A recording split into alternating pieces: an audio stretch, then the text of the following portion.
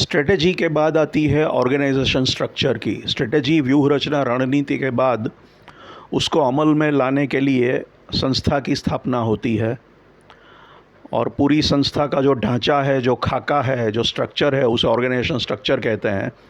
संस्था मतलब संस्था के सारे लोग, और वो लोग कैसे काम करेंगे, कैसे ऑर्गेनाइज होंगे, वो सारा।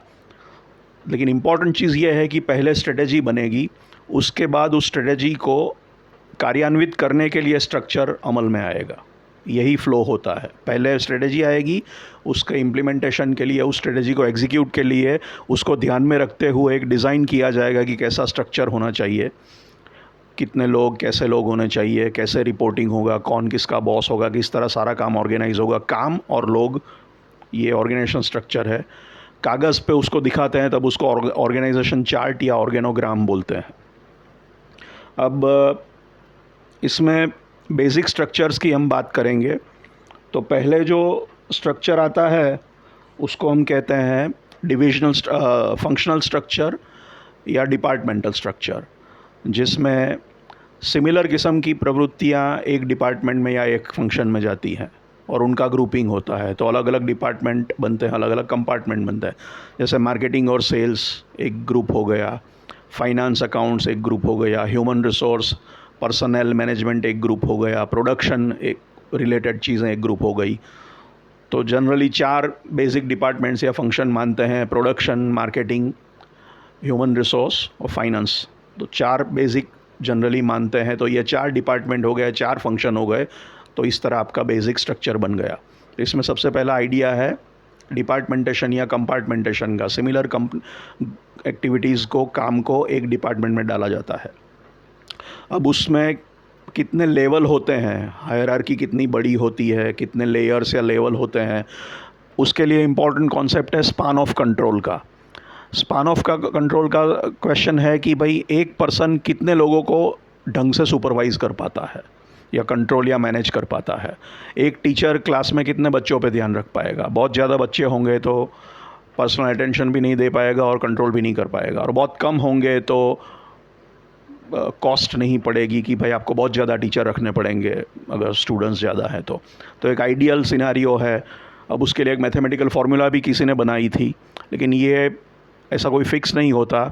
अलग अलग टाइम पे ज़रूरत के हिसाब से लोग बनाते हैं। आजकल ऐसा माना जाता है कि स्पान ऑफ कंट्रोल बड़ा रख सकते हैं टेक्नोलॉजी की वजह से, रिमोट वर्किंग ये सब करके। लेकिन फॉर एग्ज़ाम्पल मान लीजिए कि एक 15 वर्कर के लिए एक सुपरवाइज़र चाहिए, और अगर आपके पास 45 वर्कर है तो ऑब्वियसली 15-15 के ग्रुप के लिए 3 सुपरवाइज़र रखने पड़ेंगे। अब फिर वो 3 सुपरवाइज़र के ऊपर एक और सीनियर सुपरवाइज़र रखना पड़ेगा या ऐसा कुछ रखना पड़ेगा। या बहुत सारे वर्कर हैं, हर किसी 15 ग्रुप में एक सुपरवाइज़र, ऐसे 15 सुपरवाइज़र के लिए एक मैनेजर बन गया। तो इस तरह से कितने लोग हैं और कितना आइडियल स्पान ऑफ कंट्रोल होना चाहिए या रखना चाहिए, वो देखते हुए आपका लेवल डिसाइड होता है।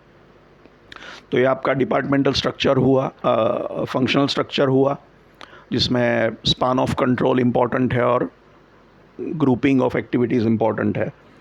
उसमें लाइन ऑफ और स्टाफ कॉन्सेप्ट भी आता है कि जो डिपार्टमेंट डायरेक्टली कस्टमर कंपनी का काम है कस्टमर को कुछ प्रदान करना, कोई प्रोडक्ट या सर्विस या वैल्यू प्रदान करना। कंपनी इसलिए एग्जिस्ट करती है, वो कस्टमर तभी पैसा देगा जब आप उसको कुछ दोगे, और जो देते हो, जो वैल्यू प्रदान करते हो, उसमें जो डायरेक्टली इन्वॉल्व होता है उनको लाइन डिपार्टमेंट कहते हैं। जैसे प्रोडक्शन लाइन डिपार्टमेंट है, क्योंकि कोई प्रोडक्ट आप बनाते हो, प्रोडक्ट कस्टमर ख़रीदता है, तो प्रोडक्ट के लिए जो इन्वॉल्व हो वो लाइन डिपार्टमेंट के लोग हैं। उसको जो सपोर्ट कर रहा है लाइन डिपार्टमेंट को, वो स्टाफ डिपार्टमेंट है। जैसे ह्यूमन रिसोर्स, मानव संसाधन वाले हैं, वो स्टाफ डिपार्टमेंट है कि भाई प्रोडक्शन की सारी ज़रूरतें पूरा करे, प्रोडक्शन करने के लिए कितने आदमी चाहिए, उनकी भर्ती करना, ट्रेनिंग करना, वो करना। अकाउंट्स वाले स्टाफ फंक्शन हो गए। तो ये इस तरह लाइन और स्टाफ का कॉन्सेप्ट भी इसमें आता है। तो ये आपका बेसिक एक स्ट्रक्चर हुआ। इसमें रिपोर्टिंग का मतलब है जूनियर, सीनियर, सुपीरियर, सबऑर्डिनेट। मैं किसी को रिपोर्ट करता हूँ, मतलब वो मेरा बॉस है। रिपोर्टिंग 2 किस्म की हो सकती है, administrative reporting and functional reporting. Administrative reporting का मतलब है बेसिक चीज़ें जैसे कि छुट्टियाँ, अटेंडेंस, पंक्चुअलिटी, वो सब देखना। और फंक्शनल रिपोर्टिंग एक्चुअली काम के रिलेटेड है।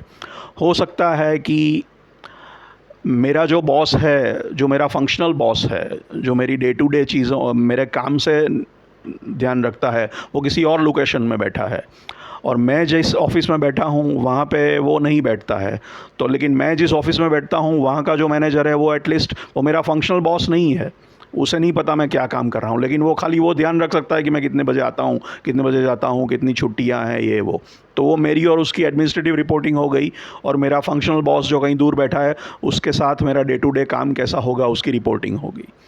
कभी कभी उल्टा भी हो सकता है, फंक्शनल बॉस यहाँ पे है लेकिन एडमिनिस्ट्रेटिव रिपोर्टिंग कहीं और करनी पड़ती है सेंट्रल ऑफिस में, कि भाई आपकी छुट्टी का क्या हिसाब है, ये है वो है।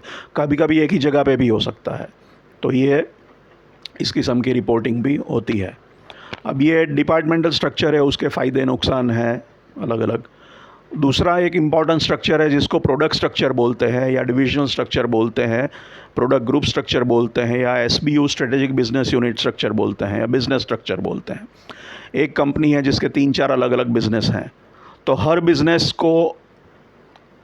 बिजनेस में कुछ प्रोडक्ट है या एक प्रोडक्ट है, प्रोडक्ट X है। या मान लो एक कंपनी एयर कंडीशनर और फ्रिज बनाती है, तो एयर कंडीशनर का एक डिवीज़न अलग हो गया, प्रोडक्ट स्ट्रक्चर अलग हो गया, और फ्रिज का एक अलग प्रोडक्ट स्ट्रक्चर हो गया। अब एयर कंडीशनर डिवीज़न जो है उसके मार्केटिंग का भी लोग उसके साथ होंगे, उसका प्रोडक्शन के लोग होंगे, उसके फाइनेंस के लोग होंगे, उसके ह्यूमन रिसोर्स के लोग होंगे। और फ्रिज का जो डिवीज़न है उसमें फिर वो सारे फंक्शन रिपीट होंगे, marketing of fridge, marketing production of fridge, human resource for fridge, accounts for fridge. Functional structure में सब सेंट्रलाइज था, मार्केटिंग एक ही था, वो सारे प्रोडक्ट देख लेता था। यहाँ पे ऐसा नहीं हो सकता कि भाई प्रोडक्ट फ्रिज का मार्केटिंग के लोग स्पेशलाइज्ड हैं, अलग चाहिए, AC के मार्केटिंग के लोग अलग चाहिए, दोनों के प्रोडक्शन के भी अलग अलग चाहिए। तो यहाँ पे डुप्लीकेशन हो रहा है कि फंक्शनल स्ट्रक्चर में डुप्लीकेशन नहीं था, यहाँ पे जितनी प्रोडक्ट है उतना डुप्लीकेशन है। हर प्रोडक्ट के लिए, हर बिजनेस ग्रुप के लिए, हर मेजर प्रोडक्ट या स्ट्रेटेजिक बिजनेस यूनिट या प्रॉफिट सेंटर के लिए उसका खुद का डेडिकेटेड फंक्शनल स्ट्रक्चर भी साथ में चलता है। तो उसका भी marketing, finance, HR operations, product B का मार्केटिंग, फाइनेंस, HR ऑपरेशंस। तो डिविजनल स्ट्रक्चर में जितने डिवीज़न है उतना फंक्शनल स्ट्रक्चर रिपीट होता जाता है। तो इसमें ज़्यादा लोग लगते हैं क्योंकि डुप्लीकेशन है, क्योंकि स्पेशलाइजेशन की शायद ज़रूरत है। स्ट्रेटेजिक बिजनेस यूनिट का मतलब है जब आपका वो बिज़नेस अलग है और उसकी खुद की एक प्रॉफिट एंड लॉस और बैलेंस शीट बनती है। एक कंपनी के अंदर ऐसे ज़्यादा बिजनेसेस होते हैं, हर बिज़नेस एक स्ट्रेटेजिक बिजनेस यूनिट हो सकता है। वो बिज़नेस यूनिट के अंदर एक प्रोडक्ट या एक से ज़्यादा प्रोडक्ट हो सकती है। तो ये डिविजनल स्ट्रक्चर हुआ जिसके भी फ़ायदे नुकसान हैं, और फंक्शनल स्ट्रक्चर या डिपार्टमेंटल स्ट्रक्चर हुआ। ये दो स्ट्रक्चर के अलावा एक और इम्पॉर्टेंट स्ट्रक्चर है जिसको मैट्रिक्स स्ट्रक्चर बोलते हैं। मैट्रिक्स स्ट्रक्चर थोड़ा कॉम्प्लिकेटेड है।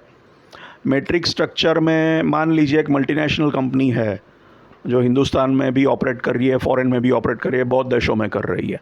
तो हिंदुस्तान में जनरली वो एक कंट्री मैनेजर रखते हैं जो हिंदुस्तान का पूरा ओवरऑल बॉस होता है, और फिर उसके नीचे अलग अलग डिपार्टमेंट हो सकते हैं, प्रोडक्ट्स हो सकते हैं, वो सब हो सकता है। अब हो सकता है कि हिंदुस्तान में उन्होंने एक मार्केटिंग का चीफ भी रखा है जो कंपनी की प्रोडक्ट्स की मार्केटिंग का ओवरऑल इंचार्ज है। तो उसको दो रिपोर्टिंग करनी पड़ेगी। एक तो जो हिंदुस्तान का जो ओवरऑल कंट्री मैनेजर है उसको वो रिपोर्ट करेगा क्योंकि उस लोकेशन का वो हेड है, और साथ में मल्टीनेशनल की जो हेड ऑफिस है उसमें एक सेंट्रलाइज मार्केटिंग डिवीज़न होगा, और ये मार्केटिंग का बंदा है तो वो मार्केटिंग का बंदा सेंट्रलाइज कॉरपोरेट मार्केटिंग को रिपोर्ट करेगा। तो वो दो जगह रिपोर्ट करेगा। मार्केटिंग के एंगल से, मार्केटिंग फंक्शन के एंगल से वो सेंट्रल मार्केटिंग, कॉरपोरेट मार्केटिंग को रिपोर्ट करेगा, और लोकेशन के लिए क्योंकि वो इस लोकेशन में है और उस लोकेशन का एक हेड है, वो कंट्री मैनेजर ऑफ इंडिया को रिपोर्ट करेगा। Country manager of India marketing का हेड नहीं है, वो सबका हेड। इंडिया में जो भी एक्टिविटी होती है, मार्केटिंग, HR, प्रोडक्शन, उसका वो सब देखता है। तो यहाँ के मार्केटिंग वाले को उसको तो रिपोर्ट करनी ही पड़ेगी क्योंकि वो ओवरऑल सब देखता है इंडिया के लिए, और साथ में क्योंकि वो मार्केटिंग में है और मल्टीनेशनल का एक हेडक्वार्टर के अंदर एक मार्केटिंग का सेंट्रल यूनिट है, तो उधर भी उसको रिपोर्टिंग करनी पड़ेगी। तो ये ड्यूअल रिपोर्टिंग हो गई। तो वो जो यूनिटी ऑफ कमांड वाली बात थी कि एक आदमी के दो बॉस नहीं होने चाहिए, इधर थोड़ा वो डाइल्यूट हो जाता है और थोड़ा इसमें कॉम्प्लिकेशंस बढ़ते हैं, लेकिन ये भी ज़रूरी है और ये लोग इसको मैनेज कर लेते हैं। तो ये एक बेसिक ऑर्गेनाइजेशन स्ट्रक्चर की हमने बात की। Thank you.